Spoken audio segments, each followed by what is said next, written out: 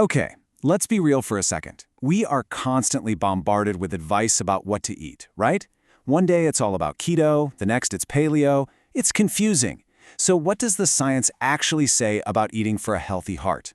Well, in this explainer, we're going to cut through all that noise and give you the straight facts based on decades of solid research. All right, let's kick things off with a bit of a reality check. I want you to guess something. What percentage of American adults do you think actually eats a truly healthy diet according to the American Heart Association?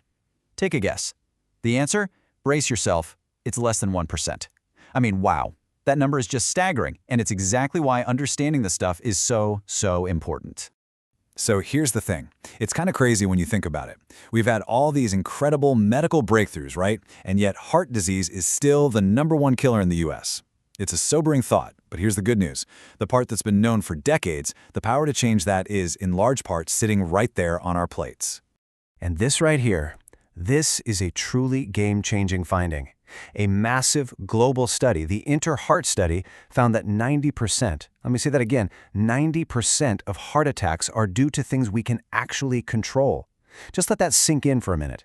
This isn't about just bad luck or what's in your genes. It's about the choices we make, day in and day out. And guess what's at the very top of that list? You got it, diet.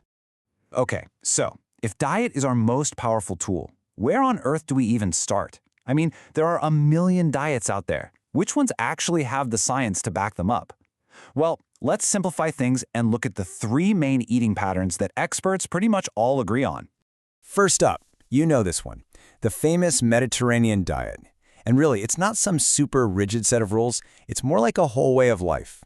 Just picture it. Plates piled high with fresh veggies, whole grains, and those amazing healthy fats from things like extra virgin olive oil and nuts. And the results? They really do speak for themselves. A huge landmark study called Predimed showed that eating this way slashed the risk of heart attacks and strokes by about 30%, a whopping 30%. That's huge. All right, next up we have the DASH diet. DASH stands for Dietary Approaches to Stop Hypertension. And hey, if you or someone you know struggles with high blood pressure, listen up, because this one's for you. It was literally designed to tackle that exact problem by focusing on whole foods and, really importantly, dialing way back on the salt. And the best part? It's been proven to work. And often, you can see results in just a matter of weeks. And third on our list, we've got healthy plant-based diets. Now, I have to stress that word healthy. This is a big one, because we're not talking about a diet of French fries and sugary drinks, which, are technically plant-based. No way. We're talking about a diet that's built on whole foods, things like whole grains, fruits, vegetables, nuts, and beans. And when you do it right, the benefits are just incredible. Some studies have linked it to as much as a 52% drop in the risk of developing cardiovascular disease. That's just amazing. So after looking at all 3 of those, what's the big takeaway? What's the common thread? Well, it's really not about picking a winner or saying one diet is better than the others. The key is to see what they all share. And look at this. They're all built on a foundation of whole, minimally processed foods. They're all packed with plants, and they all minimize things like red and processed meat and ultra-processed junk. That's the secret sauce, you guys. That's the pattern that works. Okay, now, if we were to take a magnifying glass and zoom in on one single component that's a true game changer in all of these healthy diets, what would it be? It would be fiber. Seriously, fiber is the unsung hero of heart health. So let's dedicate a little time to really understand why it's so incredibly powerful. So what is fiber exactly? Well, in the simplest terms, it's the part of plants that our bodies can't actually digest or absorb in the small intestine. You can think of it as the tough, structural stuff, like the skeleton of a plant. It just passes right through, and as it does, it works all kinds of magic for our health. And it's not all the same. There are 2 main types. On one hand, you have soluble fiber. This is the kind you find in oats, barley, beans, and apples. It dissolves in water and forms this kind of gel. Think of it like a sponge that soaks up bad cholesterol. On the other hand, you've got insoluble fiber. This is in your whole grains and veggies. It doesn't dissolve. Think of it more like a broom that helps, sweep things through your system and keeps you regular. Both are super important. And when you get enough of both types, the benefits are just wow. It's a total multitasking marvel. It lowers your LDL, that's the bad cholesterol. It improves how your body handles sugar, which cuts your diabetes risk. It helps you feel full, which is huge for managing your weight. It literally feeds the good bacteria in your gut. And it even helps reduce inflammation all over your body. It is an absolute powerhouse for your heart. Okay, so we've covered the gold standard, right? The stuff that's been proven over and over again. But what about all the other stuff you see online? The diets that are all over your social media feed like keto or intermittent fasting? Let's switch gears and venture into some of these new frontiers in nutrition and see what the science actually says so far. Now here is the absolutely crucial difference. Those established diets we talked about, they have decades of strong long-term research showing they reduce the risk of heart disease. The emerging diets, they're often really focused on short-term weight loss, and the big but is that we just don't have the long-term safety data yet. Take keto, for example. For some people, it can cause a really concerning spike in LDL cholesterol, and that's exactly why we need more research before major health groups can give them a full endorsement. Speaking of new frontiers, this next one is absolutely fascinating.